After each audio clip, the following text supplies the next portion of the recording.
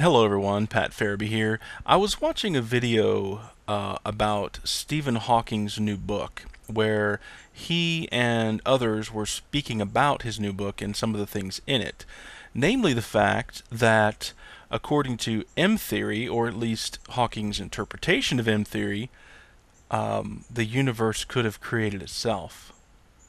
And even more so, if you have a vacuum quantumly, if you have literally nothing on the quantum level, you must get something according to the laws of physics.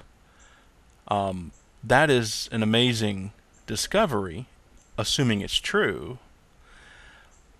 And the implication that Hawking said was that it makes God unnecessary because the universe can explain itself.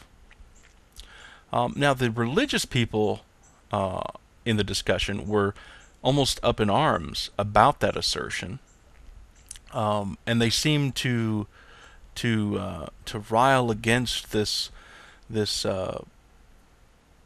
revelation that God is no longer necessary.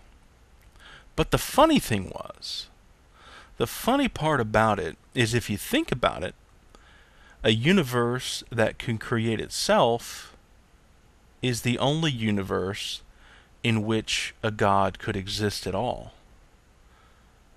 So the creationists, again, have gotten it wrong when it comes to the implications of science.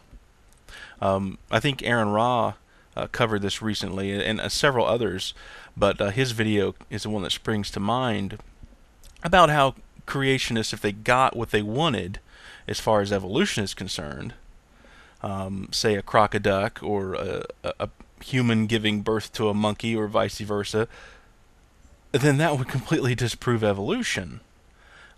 It seems in this case also that the religious are way off the mark.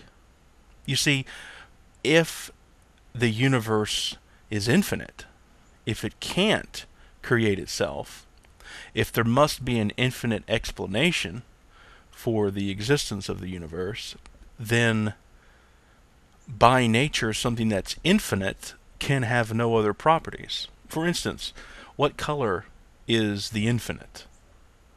Well, color is described as the frequency of light reflected from or emitted from an object. So the infinite has no color. Color does not apply.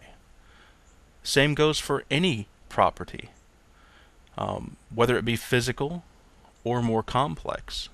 So if we can't ascribe something as simple as color to the infinite, then how would we ascribe something as complex as consciousness to it? It doesn't make any sense.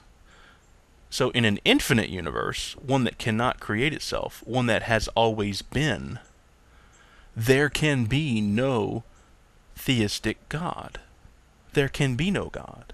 It's scientifically impossible. But in the universe that Hawking has just discovered, in the universe that Hawking has just described as being possible, there still is room for God, whether or not it's likely or necessary. Kind of interesting.